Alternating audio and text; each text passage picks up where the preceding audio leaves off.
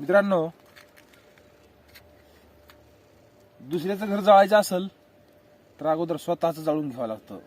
ह्या काडीसारखं ही काडी आता ह्या पाल्याला पेटविणार आहे.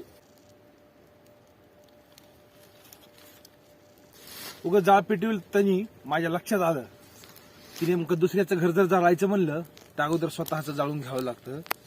तसं आपण काडी पेटवली, अगोदर काडी स्वतः जळाली आणि मग हा पाला जळाला.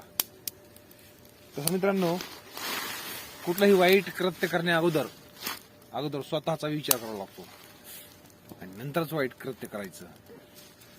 जर स्वतःचा विचार केला तर माणूस कधीच वाईट कृत्य करणार नाही.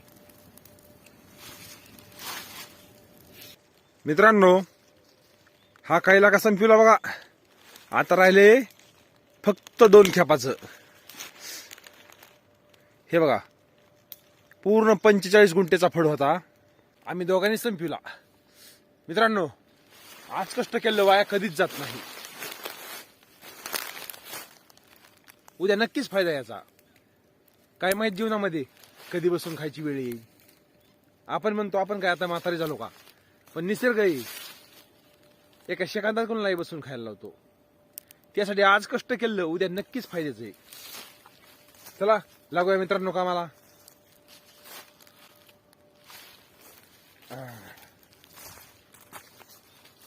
सकाळी सकाळी जरा माल जास्त तोडणं होतो, मग उन्हाचं जास्त ताण होत नाही.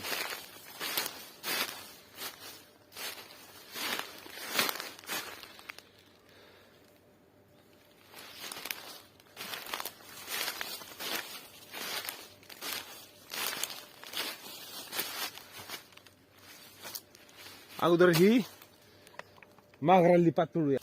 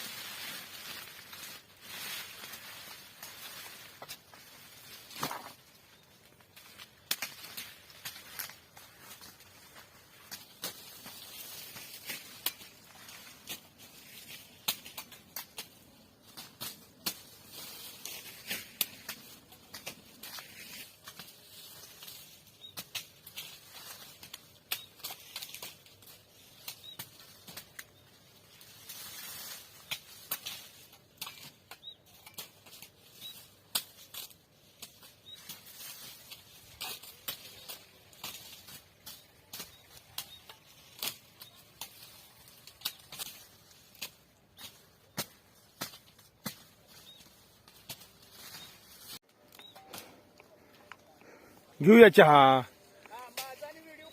हा, तुमचा व्हिडिओ करतो ना तुम्ही. चहाला आणतात म्हणून. कधी कुठे तिकडे पलीकडे तुम्ही म्हणलात का तुम्ही आम्हाला.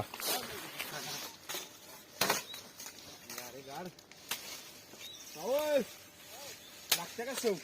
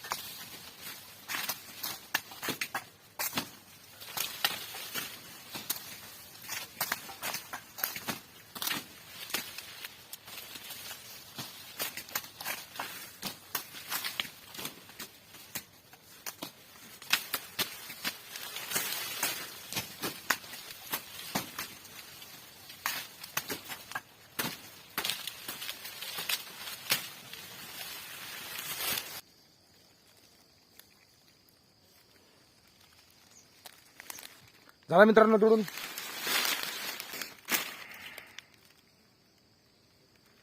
संतोष भाऊ म्हणले होते तुम्ही वाड विकता का शेतकऱ्याला देता. आम्ही वाडा असंच खाली टाकतो, शेतकरी गोळा करून देतो. आम्ही वाड्याच्या नादाला लागत नाही अजिबात. वाड्याच्या नादाला लागायचं म्हणलं की धंदा कमी येतो. चला मित्रांनो घेऊ भरून. आता जेवण करतो मित्रांनो, करूया भाई चालू.